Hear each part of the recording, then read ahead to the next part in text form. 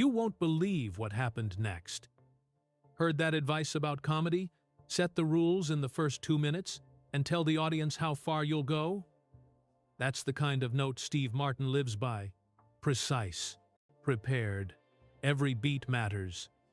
But for all the white suits and wild arrow through the head gags, he's carried some very real frustrations from sets and stages where that rhythm got wrecked. Tonight, we're unpacking 6 pairings where the vibe just didn't click.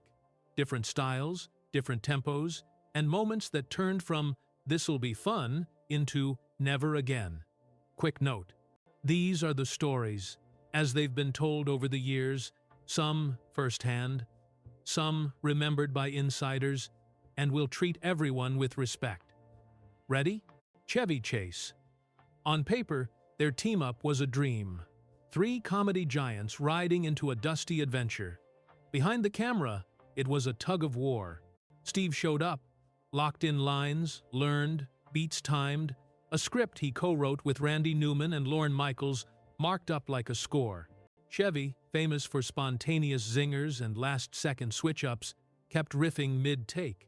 Some called it spark. Steve felt it broke the rhythm the whole ensemble needed. He didn't blow up. He rarely does. But he let sharp humor carry the message, once quipping that if ego were money, Chevy could buy Wall Street. Was it a joke? Sure. Was there a sting? Absolutely.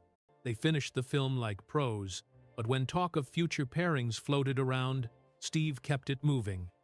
Classic lesson: structure and chaos can both be hilarious, just not always in the same scene. Bette, Midler. A gala is supposed to be gracious, glittery, and tightly timed. Steve came prepared with a sculpted monologue, clean, witty, built to set the tone for the night. Bette lives for the flourish. Bigger, bolder, louder. Mid-delivery, she swerved into song and spectacle, swallowing the moment whole. To the room, it was dazzling. To Steve, it erased the balance he'd built. He kept it courteous, didn't spar for the mic, but he did leave early, then donated quietly with a note that landed like a wink and a bruise. Tell B it came from her biggest fan. Silence. That line says everything. Admiration for the star power, frustration with the steamroll, 2 brilliant instincts, 1 stage, no shared lane. Robin Williams imagined reading poetry on a roller coaster. That's how Steve later described performing beside Robin, part compliment, part white-knuckle confession. Steve's comedy is a Swiss watch. Robin's was a supernova. In a joint bit meant to showcase the contrast, Robin found a live wire, veered off script, and the crowd soared with him. Steve could appreciate the genius and still feel the floor drop out under a carefully planned rhythm. No shouting, no shade, just a quiet understanding afterward that their talents shined brightest on separate stages. Respect stayed intact. Collaboration? Not so much. Sometimes a hurricane and a glass harp shouldn't share the same microphone. Goldie, Hawn. On screen in House Sitter, their effortless, breezy charm, quick banter, big smiles. Off screen, the small frictions stacked up. Steve's a dawn call, script in hand guy. Goldie thrives on looseness. A fresh line here, a playful gesture there. It keeps scenes alive, unless you're counting on split-second timing. Then, there was a party moment. Steve took out his banjo music, and he treats like sacred craft. Goldie tossed a light joke across the room, the kind you'd forget in 5 minutes. He didn't. No blow-ups, no drama, just the slow realization that the chemistry the audience adored didn't feel steady behind the curtain.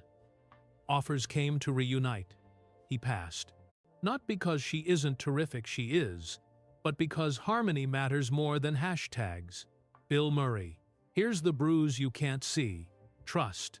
Years back, during a live sketch, Bill arrived late, way late, and then roasted Steve's clean, a meticulous style right there on stage. The crowd laughed. The cueing, the prep, the rhythm, all frayed. For Steve, that wasn't just an off night. It was a line crossed.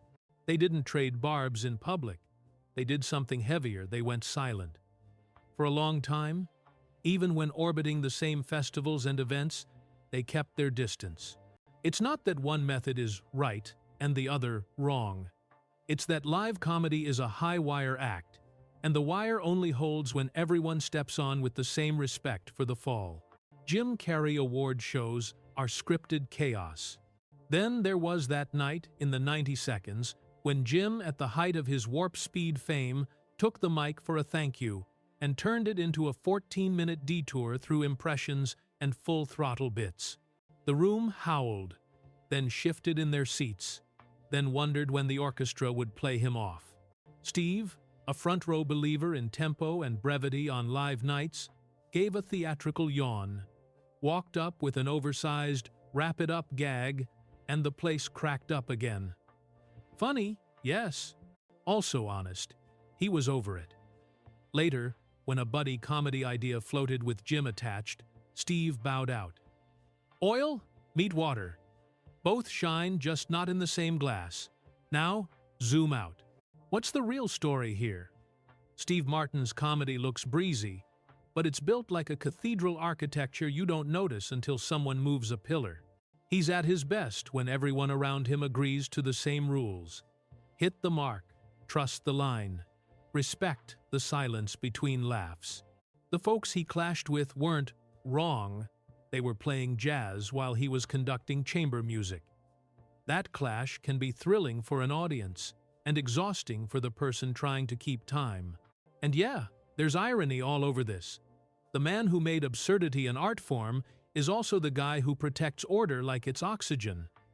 The people he admired huge talents sometimes overwhelmed the frame he'd built. No tabloid. Screaming, no lifetime feuds. Just a series of quiet decisions. This pairing works. That one doesn't. If you've ever led a group project, you get it.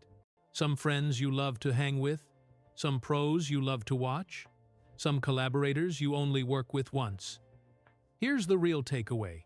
Great comedy isn't just jokes, it's trust.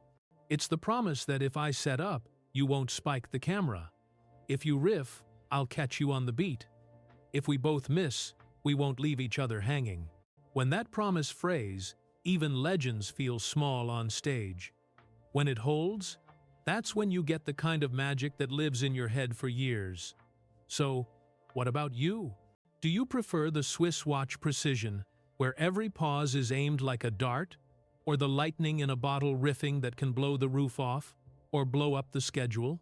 Which of these pairings would you risk again, just to see what happens?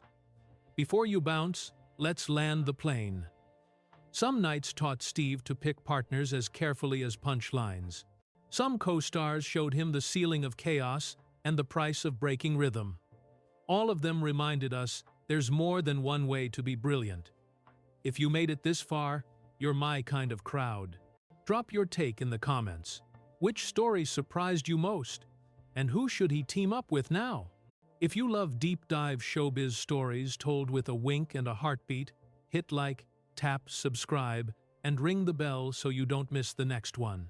And hey, if you've ever had a project partner who drove you up the wall, tell us what you learned from it. Your story might be the hook for our next episode.